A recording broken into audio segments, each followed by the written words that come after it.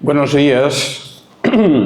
Vamos a ir en nuestras Biblias a la carta a los Hebreos y vamos a ir al capítulo 13. Supongo que algunos acogerán con alivio la idea de que acabamos la carta a los Hebreos. Para algunos es un texto que a lo mejor les ha podido parecer un poco difícil. Bueno, pues hoy llegamos al último capítulo, a la conclusión de la carta a los Hebreos, y a la conclusión con un título que podría ser 12 instrucciones de conclusión. La carta llega al final y vamos a ver cómo la concluye el autor. Y dice así en Hebreos capítulo 13, desde el versículo 1. Permanezca el amor fraternal. No os olvidéis de la hospitalidad, porque por ella algunos, sin saberlo, hospedaron ángeles. Acordaos de los presos como si estuvierais presos juntamente con ellos, y de los maltratados como que también vosotros mismos estáis en el cuerpo. Honroso sea en todos el matrimonio y el lecho sin mancilla, pero a los fornicarios y a los adúlteros los juzgará Dios. Sean vuestras costumbres sin avaricia, contentos con lo que tenéis ahora, porque Él dijo: no te desampararé ni te dejaré, de manera que podemos decir confiadamente: el Señor es mi ayudador, no temeré lo que me pueda hacer el hombre. Acordaos de vuestros pastores que os hablaron la palabra de Dios, considerad cuál haya sido el resultado de su conducta e imitad su fe. Jesucristo es el mismo ayer y hoy y por los siglos. No os dejéis llevar de doctrinas diversas y extrañas, porque buena cosa es afirmar el corazón con la gracia, no con viandas que nunca aprovecharon a los que se han ocupado de ellas. Tenemos un altar del cual no tienen derecho de comer los que sirven al tabernáculo, porque los cuerpos de aquellos animales, cuya sangre a causa del pecado es introducida en el santuario por el sumo sacerdote, son quemados fuera del campamento.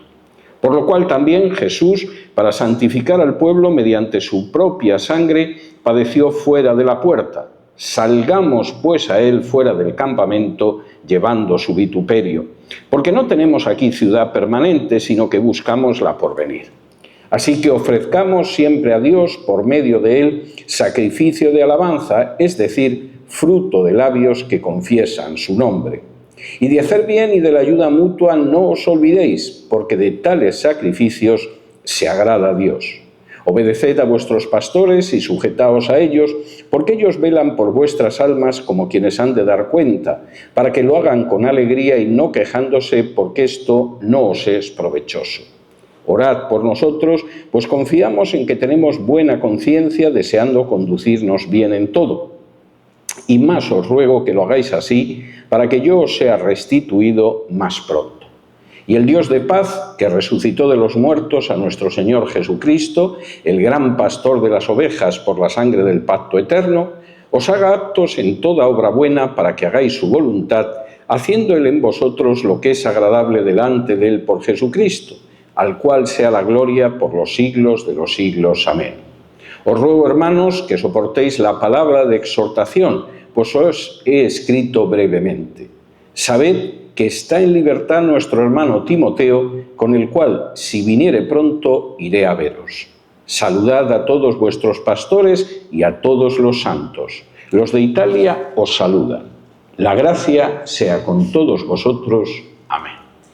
Bueno, llegamos al final de la carta a los Hebreos, y llegamos al final de la carta a los Hebreos en una situación que, si nos colocamos en el siglo I, a muchos les puede sonar bastante distante de la nuestra. Primero, de entrada, el autor de la carta a los Hebreos sabe que lo que hay delante son tiempos difíciles.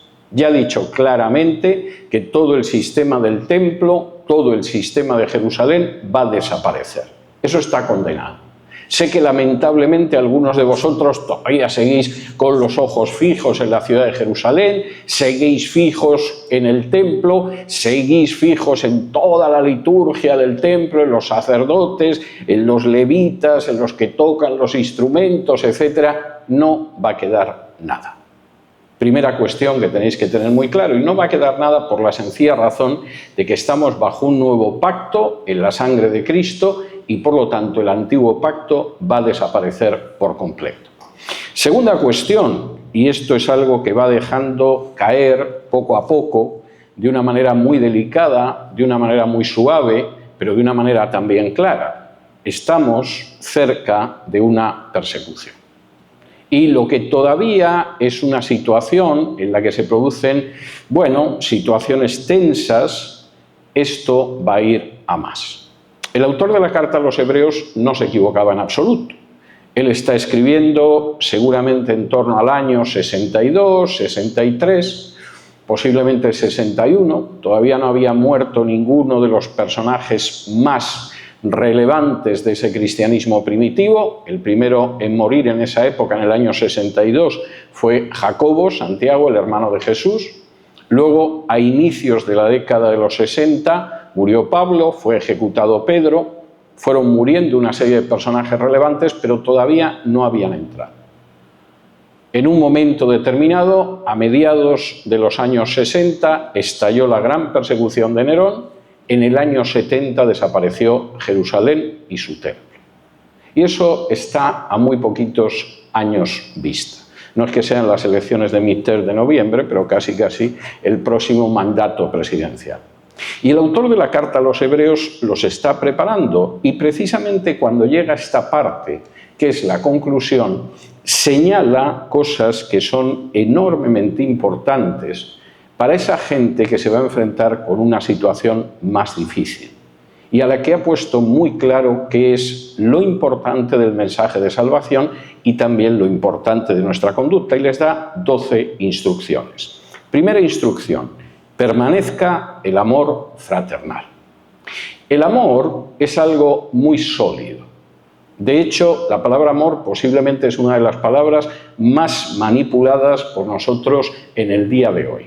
A las simples relaciones sexuales se les llama hacer el amor, lo cual es un término francés muy elegante, pero que realmente dice muy poco de lo que verdaderamente es el amor. A veces hacer el amor no pasa de ser mera fornicación, pero parece elegante si lo llamamos hacer el amor. Y por supuesto, en algunas ocasiones, entre los creyentes, también caemos en una forma bastante diluida de lo que es el amor al hermano. Es muy común, por ejemplo, en ciertos cultos, no lo estoy criticando, no me parece mal que se haga, pero diluye bastante la idea del amor, que de pronto quien preside o el pastor diga: vuélvete al que tienes al lado y dile que lo amas. Hombre, está bien, seguramente si te lo dicen te agrada, pero no necesariamente eso se corresponde con la realidad, entre otras cosas porque quizá es una persona que viene por primera vez a la iglesia, o es la primera vez que tú pisas la iglesia y no tienes ni idea quién tienes al lado, con que mucho menos para decirle que lo amas. El amor es algo bastante más serio y no es una emoción. Hay gente que piensa que simplemente es una emoción. De pronto amo a una chica, o amo a mi papá porque me acaba de hacer un regalo, o amo a mi esposo porque, en fin, parece que hoy tiene un buen día. No, el amor es algo que va más allá de una emoción. Y el amor, además, es algo que se percibe cuando yo pienso antes en la otra persona que en mí. Cuando realmente, al enfocar una situación, no estoy pensando en qué hay de lo mío, sino en cómo esa situación va a afectar a otra persona. Les voy a poner algunos ejemplos porque me parece que son muy claros. Hay una canción muy bonita que a mí me gusta mucho, de un músico sureño, que se titula When a Man Loves a Woman, cuando un hombre ama a una mujer, y va dando una serie de ejemplos de amor. Pero fundamentalmente es el hecho de que pone delante a esa mujer de lo que a él le gustaría o de lo que a él le parece agradable. Pero amor es cuando, por ejemplo, la madre se quita la comida de la boca para los hijos. Evidentemente la madre tiene derecho a comer ese bocado y si se lo comiera no podríamos censurarla. Y sin embargo la madre considera que es más importante que ese trozo de comida vaya a sus niños que llevárselo ella a la boca.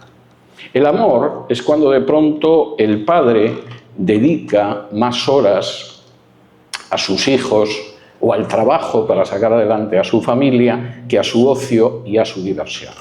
Y por supuesto le gustaría sentarse delante del televisor a ver la final de la Copa de baloncesto o como se llame la final del baloncesto o cualquiera de esas cosas. O le gustaría más irse a pescar o simplemente tumbarse a dormir la siesta. Y sin embargo, a la hora de considerar cómo emplea el tiempo, es consciente de que es mucho más importante dedicar ese tiempo a sus niños o a su esposa que dedicarlo a ver el final del último enfrentamiento de la liga de baloncesto. El amor es cuando el hijo atiende más en casa que se divierte fuera de casa. Y por supuesto está bien que los hijos se diviertan fuera de casa, ¿no? No lo voy a censurar si es una diversión sana. Pero evidentemente el hijo, más que pensar en su derecho a divertirse, piensa en cómo puede actuar en casa. Y cuando el pensamiento va en primer lugar hacia nosotros y no hacia lo que puede significar para otros, ese amor no es de mucha calidad. Y el autor de la carta a los Hebreos tiene que empezar las 12 instrucciones con el amor. Y además diciendo que permanezca. Esto es importante, no dice tened, dice permanezca. ¿Por qué? Porque todos en algún momento sentimos ese amor. De pronto, Tanaka, Carlos están especialmente inspirados un día en la adoración, nos traen una canción que nos toca el corazón, de pronto sentimos que amamos a todo el mundo. Yo un día estoy especialmente brillante, no es lo habitual, pero supongamos que un día me pasa y estoy hablando de algo de ese tipo y de pronto alguno siente que le ha tocado el corazón y que ama a alguien. Está bien. Dura unos segundos, quizá unos minutos, nos sentimos muy contentos con ese calorcillo en el pecho, pero no es la instrucción del autor de la carta a los Hebreos. El amor que tenemos que tener es un amor que permanece, que dura, que se queda ahí, que forma parte de nuestra existencia y que hace que cuando consideramos las distintas situaciones, lo que hacemos es pensar antes en el impacto que va a tener en los demás que en nosotros mismos. Segundo, versículo 2. No os olvidéis de la hospitalidad, porque por ella algunos, sin saberlo, hospedaron ángeles. Y uno dirá, pues hombre, del amor fraternal a la hospitalidad parece que hemos dado un salto hacia abajo. No lo crean. En realidad tiene una enorme lógica, porque la hospitalidad siempre implica concesiones, cesiones por nuestra parte. Y porque cuando aquí se está hablando de hospitalidad, hombre, por supuesto, implica cuando invitas a alguien a almorzar a tu casa, cuando en un momento determinado hay una persona de paso y se queda a dormir un par de noches en tu casa. Pero está hablando de mucho más allá de eso. Está hablando de una hospitalidad en un periodo de persecución. Y mantener en tu casa a alguien cuyas consecuencias no sabes las que pueden ser, efectivamente es una muestra de amor. Y la hospitalidad, además, en esta época, estaba también muy relacionada con las reuniones de la Iglesia primitiva.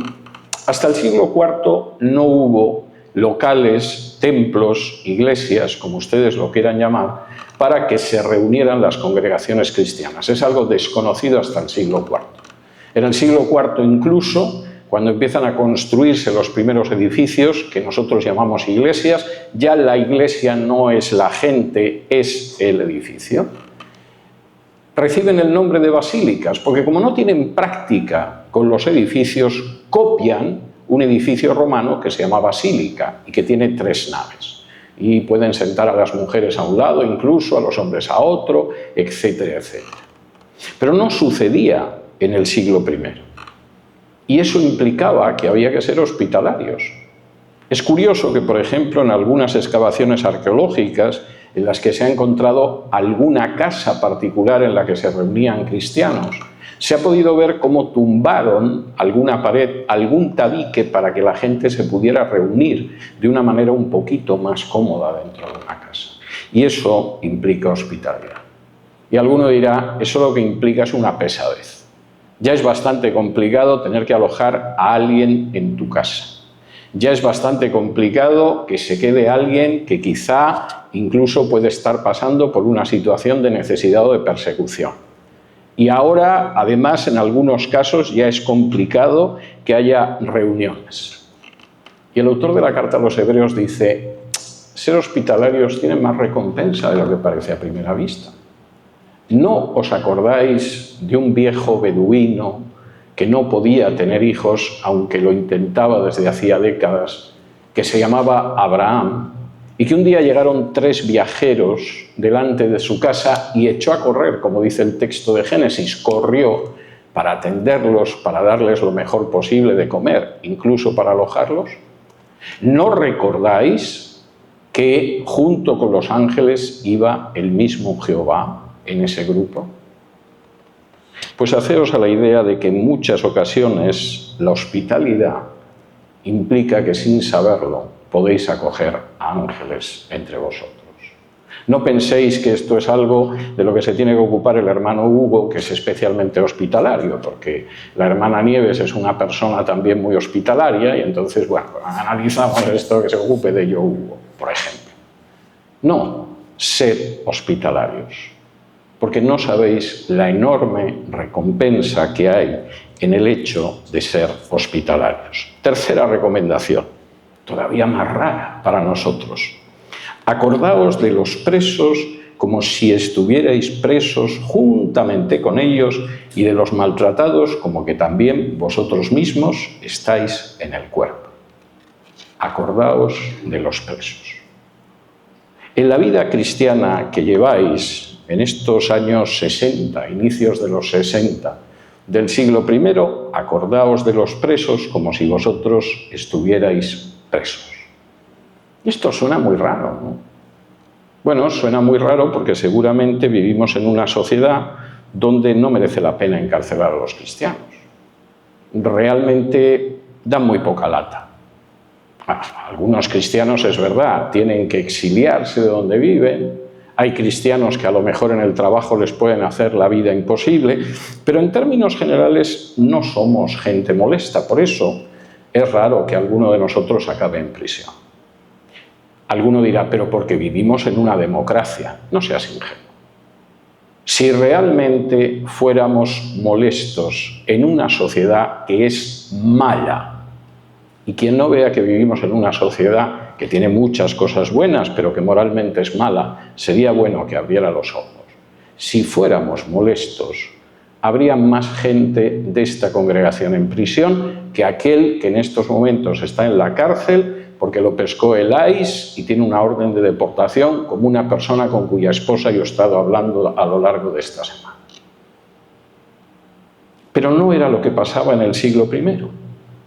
Y el autor de la carta a los Hebreos dice, acordaos de esa gente y sentíos como si también vosotros estuvierais presos, y acordaos de los maltratados, porque todos formamos parte del cuerpo de Cristo.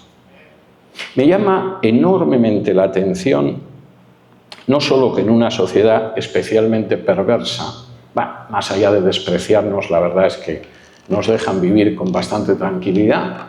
La gobernadora del estado de Massachusetts esta semana decidió, por ejemplo, que se puede matar a un niño hasta el momento justo antes de que su madre le dé a luz, y no necesitó encarcelar a ningún cristiano. Los cristianos no se lanzaron a la calle para decir, pero ¿cómo se puede legalizar el asesinato? Además, ella misma es católica y presume de ser católica.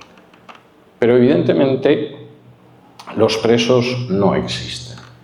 Tengo que reconocer que a mí esto personalmente me llama la atención, porque cuando yo tenía 15 años, yo tenía muy claro que podía haber un momento en que acabara en prisión, por ser fiel al mensaje de Jesús. Crecí con esa idea. Y a veces me pregunto si los jovencitos de hoy en día de pronto salen de la iglesia y llegan a high school o llegan a la universidad y se desploman porque evidentemente se les ha tenido entre algodones durante años y por supuesto nadie les ha dicho que puede ser costoso seguir a Jesús y que es lógico que sea costoso y que tienen que estar preparados para que sea costoso. Pero el autor de la carta a los Hebreos lo sabía y dice, acordaos de los presos. Hay en estos momentos más de 200 millones de cristianos en este planeta que pueden ir a la cárcel solo por ser cristianos. o a los que se les puede quitar todo solo por ser cristianos, a los que se les puede dar muerte gratuitamente. No oigo hablar de ese tema jamás en las iglesias. Y me causa una profunda vergüenza que no se acuerden de los presos a pesar de que son el mismo cuerpo de Cristo. Cuarto, honrad el matrimonio. Versículo 4. Honroso sea en todos el matrimonio y el lecho sin mancilla, pero a los fornicarios y a los adúlteros los juzgará Dios. Si queréis vivir en este mundo de una manera que realmente sea una manera digna de los discípulos de Jesús, que el matrimonio en todos sea honroso y que el lecho sea sin mancilla, sin contaminación. Pero a continuación dice algo curioso, porque después de hablar del matrimonio y del lecho sin mancilla, menciona a los fornicarios y a los adúlteros. Y esto parece un poco extraño, ¿no? ¿Cómo puede hablar de que el lecho matrimonial es sin mancilla? Bueno, si habla de los adúlteros lo entendemos, pero ¿por qué menciona también a los fornicarios? Si los fornicarios, por definición, no están casados. Son los que cometen acciones sexuales contrarias a la enseñanza de la Biblia, pero no están casados, por eso son fornicarios y no adúlteros. ¿Qué tiene que ver eso con el matrimonio y con el lecho sin mancilla? Muchísimo, muchísimo. Cuando una persona se casa, lleva al matrimonio todo lo que ha vivido antes. Si una persona es una persona joven y no ha mantenido ningún tipo de relación extramatrimonial antes de casarse y no ha incurrido en fornicación, llega al matrimonio sin la menor carga que pueda mancillar el lecho conyugal. No hay riesgo, no se va a poner a hacer comparaciones, no se acordará de aventuras eróticas que haya vivido antes. Ese lecho conyugal será un lecho sin mancilla. Y por eso la fornicación no es una cosa tan indiferente, ni tan poco importante, ni tan leve como pretende la sociedad en la que vivimos. De manera que para que el lecho conyugal sea un sitio donde no se produzca mancilla, no solo no hay que mancillarlo después del matrimonio con el adulterio, sino que hay que procurar no llevar una carga anterior de fornicación que manche ese lecho.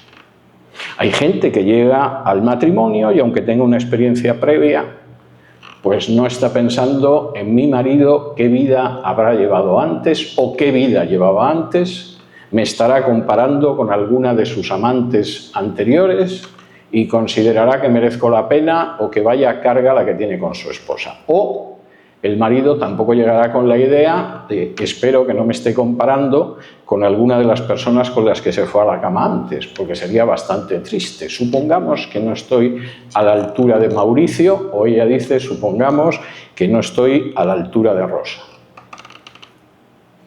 Y eso puede llevar bastante contaminación al lecho matrimonial. Y no es una tontería. Y hay gente que lo lleva bien y lo sobrelleva bastante aceptablemente y decide que lo que haya pasado antes en la vida de su marido o de su mujer no le importa. Y hay gente que se pasa atormentándose antes pensando en lo que puede estar pensando su marido o lo que está pensando su mujer. De manera que hacer que el matrimonio sea honroso y hacer que el lecho conyugal no tenga mancilla. Y para eso no solo hay que excluir el adulterio, hay que excluir también la fornicación o correr un riesgo que puede ser verdaderamente tremendo. Quinto, libraos de la avaricia. Versículo 5. Sean vuestras costumbres sin avaricia, contentos con lo que tenéis ahora, porque Él dijo, no te desampararé ni te dejaré, de manera que podemos decir confiadamente, el Señor es mi ayudador, no temeré en lo que me pueda hacer el hombre. No tomemos decisiones sobre la base del dinero. Hay que ser prudente con el dinero, claro. Si tienes un dinero, No digas, como no tomo la decisión sobre la base del dinero, me voy a comprar una casa que no puedo pagar. No, eso es una irresponsabilidad. Eso no es no tener en cuenta el dinero. Eso es no tener cerebro entre las orejas.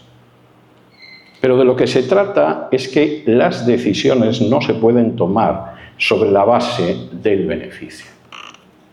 Tus decisiones familiares no pueden estar sometidas al beneficio. Tu vida de matrimonio no puede estar sometida al beneficio, ni siquiera tu trabajo.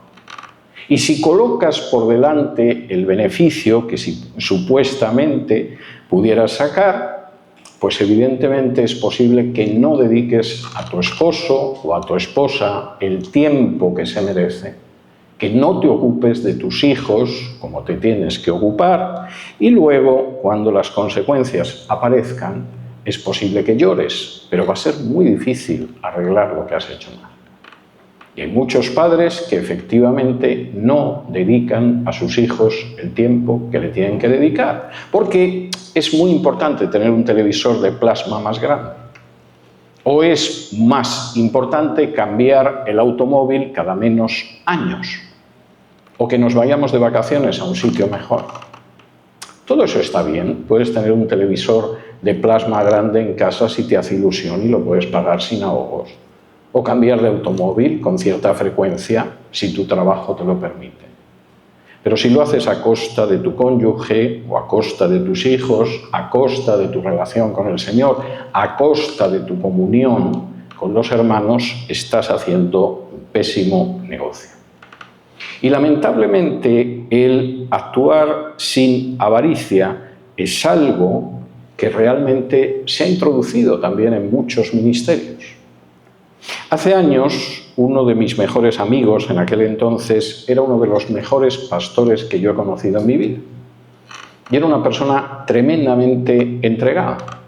Y no era un pastor asalariado.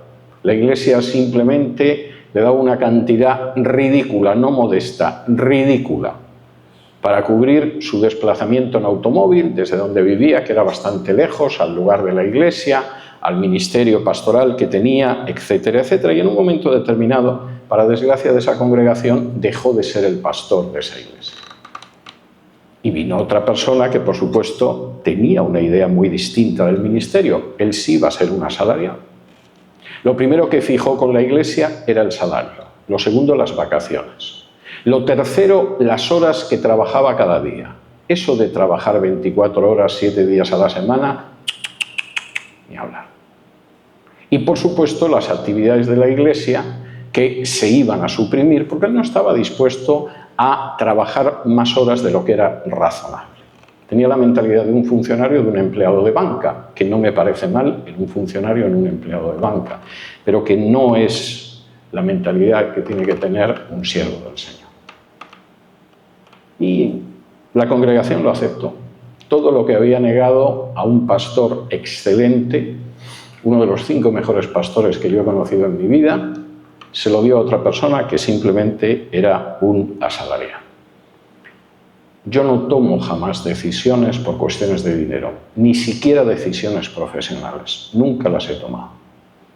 Seguramente he perdido mucho dinero a lo largo de mi vida, no tengo la menor duda, pero he ganado mucho en otros sentidos. Y como dice aquí, no deberíamos tomar decisiones por avaricia, sino que tenemos que saber contentarnos con lo que tenemos. Porque la persona más rica no es la que tiene más, sino la que menos necesita. Y desgraciadamente esta sociedad nos convence de que los más ricos y más prósperos son los que tienen más cosas, no los que necesitan menos cosas. Cuando la Biblia establece claramente que teniendo alimento y teniendo con qué cubrirnos, nosotros nos sentimos satisfechos. Deberíamos sentirnos satisfechos porque no está muy claro que esa sea la conducta de mucha gente que dice que es cristiano. Sexto, acordaos de vuestros pastores, versículo 7. Acordaos de vuestros pastores que os hablaron la palabra de Dios, considerad cuál haya sido el resultado de su conducta e imitad su fe. Hay mucho en este versículo. Primero, hay varios pastores. No hay una sola vez en el Nuevo Testamento donde se hable de un solo pastor. Y de hecho sabemos que históricamente la idea de un solo pastor no aparece hasta muy avanzado el siglo II, a décadas de la muerte del último apóstol. En el Nuevo Testamento siempre hay un consejo de ancianos, un consejo de obispos, que la palabra no significa en griego nada más que supervisor, no tiene un contenido superreligioso. Episcopos, obispo es simplemente supervisor, el que mira por encima, o se habla de pastores. ¿Y qué es lo que define a un pastor? Y esto puede ser muy ofensivo para algunas personas, que hablan la palabra de Dios. Es lo que los define. Algunos, viendo a ciertos supuestos pastores, pensarían que el pastor es un personaje con enorme carisma. Hombre, enorme carisma tenía Hitler o tenía Mussolini. Si me apuran, John Kennedy. Pero no es algo que esté unido al hecho de ser un pastor. Tampoco está unido el hecho de dar gritos, ser un personaje con una enorme capacidad para levantar fondos o para tener una especie de catedral en la que se celebran los cultos. Nada de eso aparece en la Biblia. Lo que define al pastor es que habla la palabra de Dios. ¿Y qué hay que hacer con esos pastores? Y esta gente ya tenía cierta experiencia. Bueno, acordaos de ellos, ved cuál es el resultado de su conducta e imitad su fe. ¿Por qué lo del resultado de su conducta? Pues porque en muchas ocasiones el resultado de la conducta de un pastor no es lo que el mundo consideraría un éxito. Y sin embargo, es la conducta que hay que tener como cristiano. La mayoría de los buenos pastores, y he conocido muy pocos, y lo digo con inmenso dolor, que yo he conocido en este mundo, la mayoría no sería considerada gente de éxito. ¿Por qué? Ninguno ha amasado una fortuna, ninguno de ellos es un personaje extraordinariamente conocido y popular, ninguno de ellos provoca una devoción ciega por parte de su rebaño, ni cosa que se le parezca. Es más, en algunos casos han tenido vidas muy difíciles y han sufrido una inmensa ingratitud por parte de la gente a la que han bendecido durante años. Y cuando de pronto uno recuerda a esa gente que habla la palabra de Dios, tiene que considerar cuál ha sido el resultado de su conducta. Yo considero el resultado de la conducta de buenos pastores que he conocido. Y el resultado en términos humanos, en algunos casos, ha sido muy triste. Pero yo sé que en términos de la contabilidad de Dios, esa gente va a tener una entrada muy amplia y una recompensa enorme cuando llegue allí. No tengo la menor duda. Mientras que sé que hay otros que, como dice el Sermón del Monte, cuando lleguen delante de Jesús y le digan hemos hecho grandes milagros en tu nombre y en tu nombre hemos expulsado demonios, Jesús les dirá no os he conocido nunca. Chico, tú estarás muy convencido de que has estado a mi servicio. No nos hemos cruzado jamás. No te conozco. Apártate de mí, obrero de maldad. Y aquí la idea es clara. Acordaos de ellos, acordaos de que lo que los definía era hablar la palabra de Dios. Considerad cuál ha sido el resultado de su vida. Porque el hecho de que ese resultado no sea humanamente atractivo no significa que no se haya una vida fecunda, e imitad su fe. No su capacidad para enredar a la gente, no su habilidad para levantar fondos, no su talento para construir grandes edificios, no su maestría en reunir a masas, imitad su fe. Es significativo. Séptimo, asentaos en la enseñanza de Cristo. Versículo 8. Jesucristo es el mismo ayer y hoy y por los siglos. No os dejéis llevar de doctrinas diversas y extrañas, porque vuestra buena cosa es afirmar el corazón con la gracia, no con viandas que nunca aprovecharon a los que se han ocupado de ellas. Tenemos un altar del cual no tienen derecho de comer los que sirven al tabernáculo, porque los cuerpos de aquellos animales cuya sangre a causa del pecado es introducida en el santuario por el sumo sacerdote son quemados fuera del campamento. ¿Sabéis cuál es la única manera de no dejaros llevar por doctrinas diversas y extrañas? Recordar que la enseñanza de Cristo siempre es la misma. Y siempre es la misma porque Jesucristo es el mismo, ayer y hoy y por los siglos. El año que viene hará medio siglo que yo me convertí. Lo cual quiere decir que yo soy un viejo y es algo que francamente no me causa ningún tipo de problema. Como decía mi abuela, si no llegas a viejo es porque te has muerto antes. Y tenía razón. De manera que yo tengo muy asumido que soy viejo, que tendría que haberme jubilado hace unos años, que no tengo la menor posibilidad de hacerlo, lo cual no me llena de alegría, pero en cualquier caso eso no hace que no reconozca la edad que tengo. Y en casi 50 años de creyente, la cantidad de pavadas, estupideces, herejías y disparates que me ha tocado contemplar es innumerable. Podría dar un máster sobre estupideces pronunciadas en el nombre del Señor. Y se da la circunstancia de que estas estupideces tienen una vida corta. Lo que pasa es que mientras existen no te das cuenta. Pero cuando lo miras con medio siglo de perspectiva, recuerdas aquello que salió y iba y desapareció. Y de pronto, a 30 años de distancia, dices, ¿y de aquello qué fue? Porque bueno, aquello supuestamente era el nuevo apóstol Pablo, aquello era el avivamiento, aquello era la locura, aquello era la repera, como dirían en España. Aquello no era nada.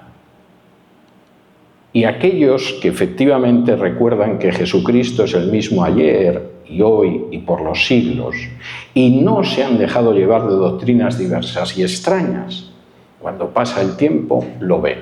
Es más, es muy posible que cuando eso aparece y empieza a hacer están pensando, vamos a ver lo que tarda en estallar ahí arriba. Y estalla. Porque la base no es la enseñanza de Jesús, que es el mismo ayer, hoy y por los siglos. Asentaos en la enseñanza de Cristo. No en tradiciones humanas, contrastad todo con la enseñanza de Cristo. Porque las tradiciones humanas, desgraciadamente, no solo existen en la Iglesia Católica y a veces se siguen simplemente por ignorancia. El que conoce bien la enseñanza de Jesús, que es el mismo ayer y hoy y por los siglos, no se deja llevar por doctrinas diversas y extrañas. Octavo, estad dispuestos a llevar la cruz. Versículo 12. Por lo cual, también Jesús, para santificar al pueblo mediante su propia sangre, padeció fuera de la puerta. Salgamos pues a él fuera del campamento, llevando su vituperio, porque no tenemos aquí ciudad permanente, sino que buscamos la porvenir. Una de las cosas que más le gusta al ser humano, y es lógico, es poder echar raíces. Asentarse en un sitio y quedarse en ese sitio para siempre. No es malo tener ese objetivo. Todos queremos una cierta estabilidad. Pensamos en el momento en el que finalmente nos vamos a quedar en un sitio bien asentados, tranquilos y en paz. Y los que hemos vivido varios exilios a lo largo de nuestra vida seguramente lo queremos incluso más que otros. Pero lo que dice aquí el autor de la carta a los Hebreos es muy claro. Jesús, para salvarnos, tuvo que salir fuera del campamento. Cuando lo crucificaron, no lo crucificaron en medio de Jerusalén. Salió al otro lado del muro para ser crucificado ahí. Y nosotros tenemos que recordar que la marca del discípulo es seguir a Jesús negándose a sí mismo y estando dispuesto a acabar en una cruz como acabó Jesús, llevando su vituperio. Porque aquí no tenemos una ciudad permanente. Y si alguien piensa que tiene una ciudad permanente, está muy equivocado. No nos vamos a poder llevar la chequera cuando nos entierren. No hay manera de que el automóvil que tengamos, si tenemos un automóvil, venga con nosotros al cielo. Ni siquiera yo me voy a poder llevar mi biblioteca. En las religiones de la antigüedad, la idea de que uno se llevaba algo al más allá aparece desde la prehistoria. Cuando ves tumbas de la prehistoria, ves que al muerto, al cadáver, lo enterraban con cosas suyas, con un hacha, con un collar, con un cuenco. En el caso de los faraones, los tesoros eran inmensos. En el caso de algunos emperadores, incluso daban muerte a los esclavos para que lo acompañaran al más allá. No os engañéis, no nos podemos llevar nada, nada.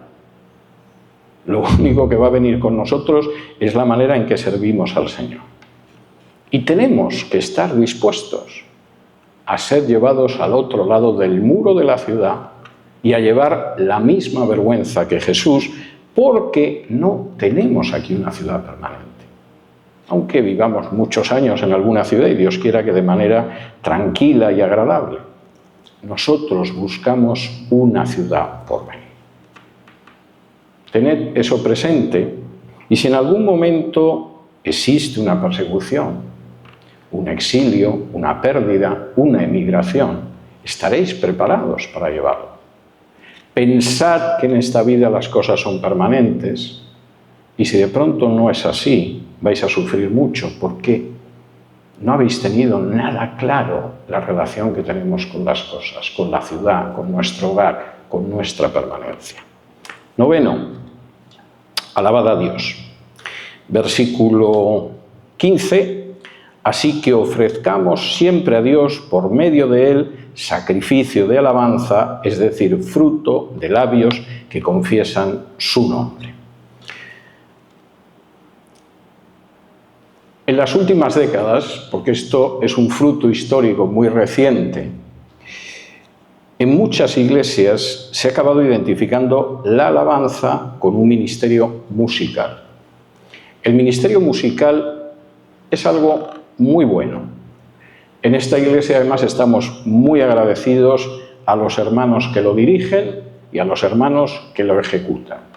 Y creo que a todo el mundo le edifica y le sirve para dar gloria a Dios. Pero en la Biblia, el ministerio de alabanza va más allá de eso. Y esto es importante. Y hay que tenerlo en cuenta. De hecho, la manera, por ejemplo, en que en esta congregación tenemos un ministerio de alabanza es una manera que se inventó hace 50 años en California. Si de pronto aquí aterrizara ahora un cristiano de los años 20 del siglo pasado, se quedaría sorprendidísimo de la manera en que alabamos. Es desconocida para él. Si apareciera un cristiano de la época de la Reforma del siglo XVI, se quedaría todavía más sorprendido de lo que es. En realidad, el modelo que nosotros seguimos, que no siguen en todas las iglesias evangélicas, pero que es un modelo estupendo, como tantos otros, es el modelo que aparece con la Jesus Revolution de los años 70 en California. En medios pentecostales, que luego se va extendiendo más o menos en alguna otra denominación, aunque no todos los evangélicos siguen ese modelo. Está bien.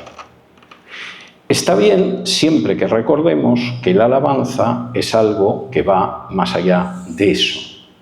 Porque la alabanza fundamentalmente es el fruto de labios que confiesan su nombre. Y de la misma manera que los hermanos que están dedicados a ese ministerio efectivamente ayudan a la congregación en cuanto a la alabanza, seríamos muy pobres en nuestra concepción de la alabanza si pensáramos que se reduce únicamente a un ministerio musical o que se reduce a los hermanos que cantan o que interpretan canciones con algún instrumento. En realidad, lo que Dios espera de nosotros es que todos ofrezcamos un sacrificio de alabanza, y para eso no necesariamente tienes que saber cantar o dirigir o interpretar instrumentalmente. El sacrificio de alabanza es un fruto de labios que confiesan su nombre. Fíjense en el verbo, porque es muy importante. No se trata de que cantes, que está bien, está perfecto si lo haces, Se trata de que el sacrificio de alabanza son unos labios que confiesan, que dan testimonio, que hablan a otros del nombre de Dios. Y eso, aunque seas mudo, aunque estés afónico, aunque seas incapaz de entonar una canción sin desafinar, aunque no puedas tocar un instrumento musical, lo puedes hacer. Porque lo que alaba a Dios es el fruto de los labios que efectivamente confiesan su nombre. Y es tremendo como a veces estamos muy dispuestos, y es lógico, a cantar en la iglesia, pero luego mantenemos un silencio absoluto fuera de la iglesia a la hora de que nuestros labios confiesen su nombre. De manera que si queremos alabar a Dios, está perfecto que cantes con entusiasmo en la iglesia. Pero no olvides que el sacrificio de alabanza son unos labios que confiesan su nombre. Y que la confesión del nombre está dirigida fundamentalmente a aquellos que no son tus hermanos, sino a aquellos ante los que tienes que dar testimonio, aunque tengas una voz ronca, desafines o cosa parecida. 10, y esto significa que voy acabando. Haced el bien y ayudaos. Versículo 16. Y de hacer bien y de la ayuda mutua no os olvidéis, porque de tales sacrificios se agrada Dios. ¿Qué es lo que agrada a Dios y qué sacrificios son los que agradan a Dios? Subir de rodillas una escalinata hasta llegar a la imagen de la Virgen. Privarse de una comida en determinado momento como sacrificio a Dios. Cuando yo tenía 6, 7 años, descubrí que una prima mía, que era mayor que yo, había decidido no comer helado en verano, lo cual me parecía intolerable, porque era el sacrificio que ofrecía a Dios para aprobar el inglés en el examen de septiembre. Y uno dice, bueno, pero una niña, ¿no? 11, 12 años. Se lo he visto a gente adulta ofrecer a Dios sacrificios que se supone que van a hacer que Dios le dé aquello que desea. Y el autor de la carta a los Hebreos dice, no, si vais a hacer algún tipo de sacrificio, haced un sacrificio del que Dios se agrade. ¿Y cuáles son esos? Hacer el bien y ayudaos mutuamente. De manera que no penséis que el sacrificio es ofrendar más en la iglesia o algún tipo de trabajo especialmente gravoso. Con que hagáis el bien, con que os ayudéis los unos a los otros, Dios se agrada. Aunque también es cierto que hay gente que eso de hacer el bien y ayudar a los otros parece que se disuelve en el espacio cuando lo oye, pero es el tipo de sacrificios que le agradan a Dios. 11, es decir, penúltimo, obedeced a vuestros pastores. Versículo 17. Obedeced a vuestros pastores y sujetaos a ellos, porque ellos velan por vuestras almas como quienes han de dar cuenta, para que lo hagan con alegría y no quejándose, porque esto no es provechoso. Como la Biblia no establece la existencia de un solo pastor en una congregación, sino que habla de un consejo, la persona que ejerce las tareas de un solo pastor, de entrada suele tener una carga para la que no está preparado, porque tendría que tener multitud de dones que no tiene, y que además implica una presión tremenda. Y este versículo se suele utilizar para justificar que el pastor se convierta en un déspota que intenta controlar a la congregación. De manera que el pastor, que no necesariamente está definido por hablar la palabra de Dios, como veíamos unos versículos antes, pues hace referencia al hecho de obedecer y sujetar, a ver si consigue controlar la marea que tiene. Además, controlarla de una manera que no se enfaden y se vayan, porque como es un pastor asalariado, si encima la gente se le va en cierta proporción, se coloca en una situación económica muy delicada. Y claro, lo que sucede al final no es ni mucho menos algo bueno. Yo conozco congregaciones en las que el pastor es un déspota porque ha llegado a la conclusión de que es la única manera de poder asegurar su salario y, a ser posible, el de su esposa, los hijos, etcétera, a los que ha ido colocando también en la iglesia. Y para que esto pueda mantenerse, tengo que recordar a la gente que se sujete a los pastores, sean como sean, porque si no, yo aquí no domino a las bestias. Algunos dicen cosas peores que la palabra bestia cuando hablan de su congregación. Por supuesto, no delante de la congregación. Pero en otros casos, conozco casos que realmente lo que sucede con el pastor es que al pobre se lo comen por los pies. Y claro, hay gente que va llegando al pastor con distintos puntos de vista, intenta presionar al pastor para que el pastor haga lo que a ellos les apetece. Y a veces el pastor no puede más. Y como dice aquí, bueno, pues eso de hacer las cosas con alegría y no quejándose es imposible. He conocido a algún pastor que abandonó su congregación porque tenía un tesorero que era uno de los canallas más grandes que yo me he echado a la cara en los últimos años. Y llegó un momento en que, aunque tenía que quedarse 2 años más, dijo: me voy. Que se las compongan como pueda con este personaje. Conozco algún pastor, y este forma parte también de mi listado de los 5 mejores, que en un momento determinado también acabó dejando el ministerio porque realmente la congregación se lo comía. Y conozco a una persona que en cierta ocasión, con bastante pesar, utilizando una expresión muy grosera en español, pero que voy a utilizar aquí para reproducirla, me dijo: mira, César, no te engañes. Los pastores se dividen en 2 clases, los que dan hostias y los que las reciben. La palabra hostia es una palabra que en el español de la península indica el que da una leña tremenda. De manera que se dividen en 2, César: el que mantiene esa chusma a raya y aquellos que desgraciadamente le mantienen a raya. Eso, lamentablemente, es verdad en muchas ocasiones. Y como dice aquí, el problema es que al final no es provechoso el hecho de que una persona sea pastor y esté en esa situación, porque encima es uno solo. Si existiera un consejo siguiendo el modelo del Nuevo Testamento, los golpes se pueden más o menos administrar.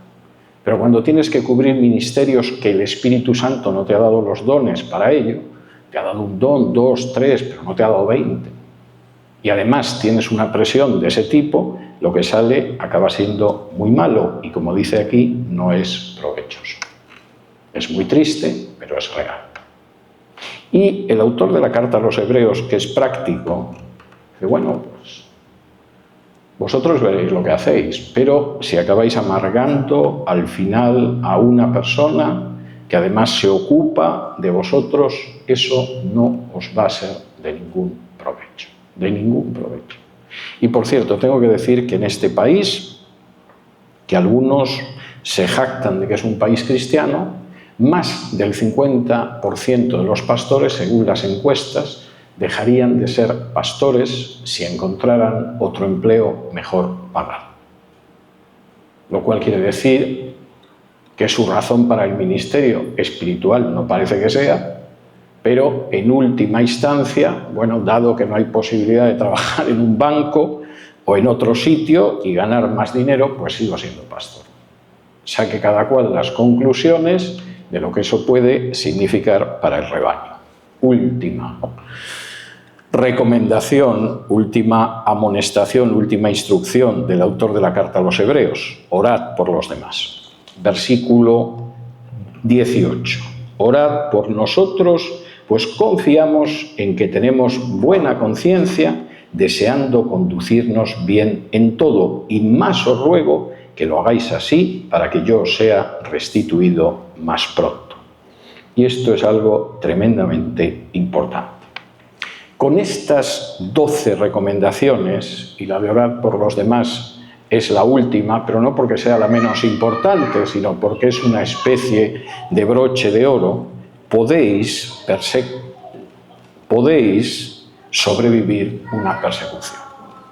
Si conserváis el amor fraternal los unos con los otros, Si efectivamente sois hospitalarios y cedéis vuestras partes de vida los unos a los otros, si os acordáis de los que son maltratados y están en prisión, si honráis el matrimonio, si no vivís de acuerdo a lo material ni a la avaricia, si os acordáis de aquellos que os han hablado la palabra, si os asentáis en la enseñanza de Cristo, si estáis dispuestos a llevar la cruz, si dais fruto de labios que glorifican su nombre, si hacéis el bien y os ayudáis, si obedecéis a los verdaderos pastores, si oráis unos por otros, sobreviviréis.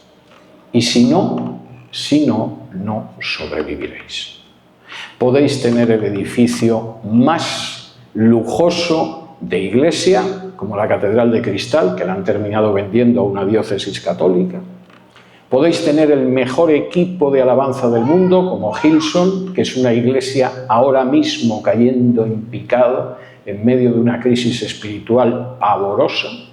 Podéis tener un número de personas impresionante, de la misma manera que entran, salen, que no sobreviviréis las dificultades y mucho menos una persecución. Yo he conocido iglesias que sobrevivieron persecución. Conocí iglesias que sobrevivieron persecuciones en España. Cuando el general Franco ganó la guerra civil, cerró todas las iglesias evangélicas. Fusilaron a más de un pastor evangélico. Y las escuelas evangélicas que había, todas se las incautó la Iglesia Católica y jamás las devolvió. Y la Iglesia sobrevivió. ¿Y por qué? Porque se basó en las Escrituras. No les llegaban Biblias, pero copiaban en cuadernos el Nuevo Testamento para hacérselo llegar a la gente que no podía comprar una Biblia, era ilegal. No podían cantar, de manera que cuando se reunían en las casas, por supuesto, leían los himnos. Y no podían reunirse más de 10 personas, porque más de 10 personas se supone que ya era un grupo subversivo y los podían detener. Y sobrevivieron la persecución. Pero he conocido lugares donde la persecución fue peor y, por supuesto, sobrevivieron y crecieron. Y el autor de la carta a los Hebreos, que ha dejado unas instrucciones inmejorables, acaba con una bendición y con un ruego. Y dice así en el versículo 20. Y el Dios de paz que resucitó de los muertos a nuestro Señor Jesucristo, el gran pastor de las ovejas por la sangre del pacto eterno, os haga aptos en toda obra buena para que hagáis su voluntad, haciendo Él en vosotros lo que es agradable delante de Él por Jesucristo, al cual sea la gloria por los siglos de los siglos. Amén. Os deseo una bendición, y es la bendición del Dios de paz. Buscáis paz, es el único en el que la encontraréis.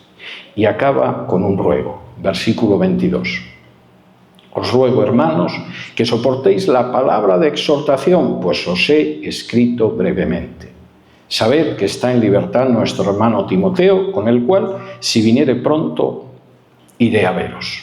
Saludad a todos vuestros pastores y a todos los santos. Los de Italia os saludan.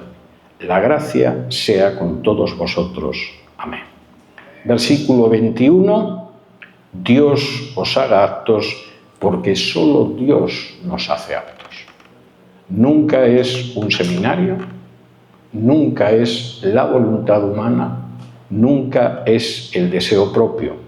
Orad para que Dios os haga aptos. Y segundo, soportad lo que os he dicho. Yo sé que lo que os he dicho en algún momento os ha escocido. Sé que ha habido alguna de las cosas que os he dicho que os ha gustado y os ha estimulado, pero hay otras que no os han agradado. Ha habido alguna que incluso os ha podido resultar hiriente. Ha habido alguna que ha podido ser muy molesta, pero soportad precisamente lo que os he dicho. Soportad la palabra de exhortación, pues os he escrito brevemente. En realidad, podría haberos escrito mucho más, podría haberos molestado más, irritado más, enfadado más. Soportad aquello que os he dicho. Y con un poco de suerte nos veremos pronto, porque tengo intención de ir a veros. Es una hermosísima carta la que hemos visto a lo largo de estos meses, y es una hermosa carta porque clarifica muchas cuestiones teológicas sobre Cristo y sobre su obra, pero también porque nos dice mucho acerca de cómo vivir como discípulos. Y este último capítulo 13 es auténticamente una joya sobre cómo deberíamos enfocar nuestra vida cristiana. Vamos a orar. Padre nuestro, te damos muchas gracias por la manera en que nos has ido enseñando a lo largo de estos meses a través de la carta a los Hebreos. Padre, te pedimos que nos des un corazón que soporte esta exhortación, que no se sienta molesto, que no se sienta irritado, que no se enfade escuchando la exhortación, sino que se sienta agradecido y dispuesto a obedecer. Y te pedimos que estas 12 instrucciones finales de la carta queden en nuestro corazón, que mantengamos el amor fraternal los unos por los otros, que aparte de mantener el amor fraternal seamos hospitalarios, nos ocupemos de aquellos que están en prisión, no hagamos las cosas por avaricia ni por codicia, mantengamos totalmente limpio y sin mancha ni mancilla el lecho conyugal y al mismo tiempo, Señor, estemos dispuestos a sufrir la cruz al otro lado de la puerta de la ciudad, de la muralla de la ciudad, como lo hizo Jesús. Porque sabemos que tú, que eres el Dios de paz, nos preservarás en todo momento. Que en ningún momento nos va a faltar nada, ni material ni espiritualmente. Y te pedimos que tú nos des contentamiento, que nos des amor fraternal, que nos des hospitalidad, que nos des ayuda mutua y preocuparnos los unos por los otros. Te pedimos también, Señor, que tú nos guíes ahora en la votación que vamos a tener para establecer el horario de la congregación. Y lo ponemos todo en tus manos, igual que ponemos en tus manos esta semana que comienza ahora. Y todo ello te lo pedimos en el nombre de Jesús.